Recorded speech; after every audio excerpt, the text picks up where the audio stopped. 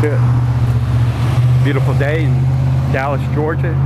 How you doing, Sonny? Good. Christopher, good to meet you. Nice to meet you, Christopher. This is a beautiful car. Tell me about this car. This is a 1959 Edsel Ranger. It's a two-door hardtop car. One of the rare things about that is in 59 they only produced a little over 7,700 of these automobiles. So it started off as a rare car to begin with. And you called it the Edsel Ranger. It's an Edsel Ranger is what it is. And it's a 59. 59, very good. Gotta love that front grille. Yeah, that was a pretty distinctive characteristic for Edsel in 58 and 59, although they were a little different. That kind of set them apart from the other cars of the day. That was the most notarizable feature as far as that goes. This car has been repainted one time back to the original color, which is snow white, which was an Edsel color. And it came from Georgia. It's a Georgia car? It was a Georgia car, and then it went to Tennessee, and then I brought it back to Georgia. So it's been in the South its whole life. Okay, and you bought it from, you said, an editor of a hot rod magazine? Well, actually, one of the owners of this car used to be Alan Mays, which was the editor of Old School Rods and Car Culture Deluxe, and the car's been in half a dozen or so of those publications as they kept track of a lot of the restoration and customization work that's been done. But as we walk around the car here, I've got a set of a 57 Fairlane Bullitt Hubcaps. I like the look of them. The white matched the white on the car.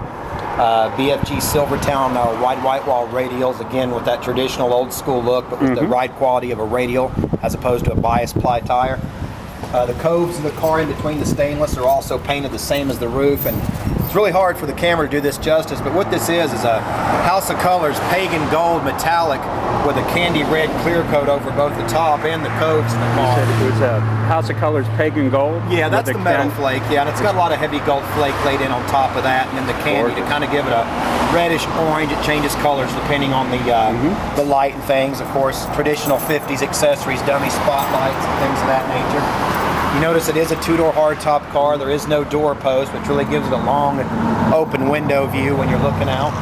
Very nice. The car has been lowered 3 inches in the rear and 4 in the front with custom springs on the front and lowering blocks on the back.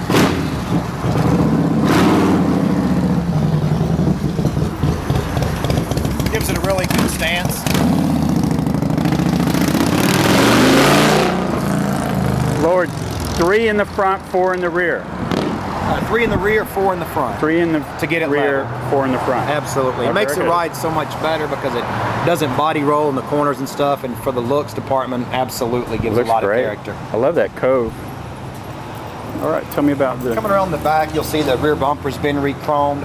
Again, it has the signature Edsel 3 tail lights on each side, which is actually, again, another way to notice that car apart in the crowd. Dual exhaust running a glass pack cherry bomb muffler with little chrome pencil tips, and keeping with that late 50s, early 60s American graffiti era style of doing a mild custom. Well, I'm back here. Can you crank it up? Absolutely. Yeah.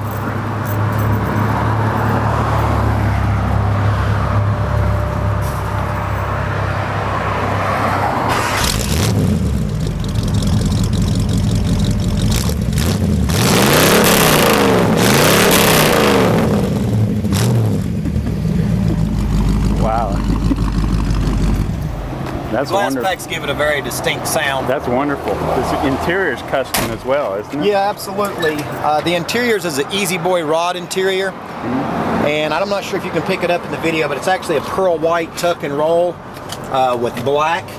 Very traditional looking interior. The styling of it really goes along good with the color of the cars. And a beautiful headliner, right? Headliner is new in the car.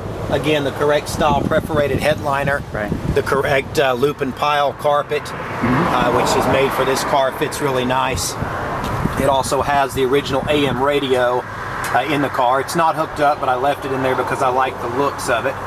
And right to the left, you'll see it has a vintage air conditioning controls. It does have vintage air and vintage heat generation 2 units, so on the summer cruises, you've got some ice cold air blowing around in here, which makes it a lot more fun to drive on the long haul. I love the flat black dash, and you have some unique pinstriping on there as well. Yeah, that pinstriping was done by a young man in Tennessee. Did a really nice job on it. It was done prior to me getting the car, but I really liked it. Threw the skull shifter on there, up there, the shifter knob, just to, again, give it a little individualism on the interior parts. Instead of the factory 2-speed Ford-O-Matic that would have been in the car. We opted for a C6. Alan Mays is, like I said, the guy who had the car prior to me, did that in one of the magazine shoots where it had a C6 put in it instead of the 2-speed automatic. Pop the hood here and show you it's still running the original numbers matching 292 Y block that it left the factory with. If it's not broke, don't fix it. It runs great. It's got a really good sound to it. And as you can see, it's very clean, black in color, dressed out really nice. Radiator has been recored. Carburetor has been rebuilt. The car has been rewired from stem to stern with a painless wiring kit. That's already done. GM 1-wire alternator. And if you look down here, Christopher, you can actually see the air compressor is down under the alternator. So when you pop the hood, it still looks old and period looking for the most part, but it has that modern convenience of having the air conditioner. Everything clean, wired nicely up underneath the hood. The car's had a fresh tune-up and oil change on it. Fresh transmission service on the C6. And it's a 292 Y block? 292 Y block, which is what you saw in a lot of the Thunderbirds late 50s Fords. Very good. Really good running motor, very dependable, and ample power to move the big car. You'll notice too, as you look down the side, that it has no emblems on it that say Edsel or Ranger anywhere, or the hood emblems, or the marker mirrors that are typically on the fenders. Those have all been shaved and filled and painted over, and it just gives it a really clean look to the car. Sure does. So it's for sale. Yes, sir. What kind of numbers were you looking for? 17,000. Okay. And were you interested in trades, perhaps? I could possibly do a partial trade if somebody had a nice late 50s, early 60s full-size car. Absolutely. Late 50s, 60s, full-size car. Yeah, nothing newer than 64. I typically like the bigger cars, the Galaxies and the Impalas, but take a look at about anything. And what's the best way to reach you?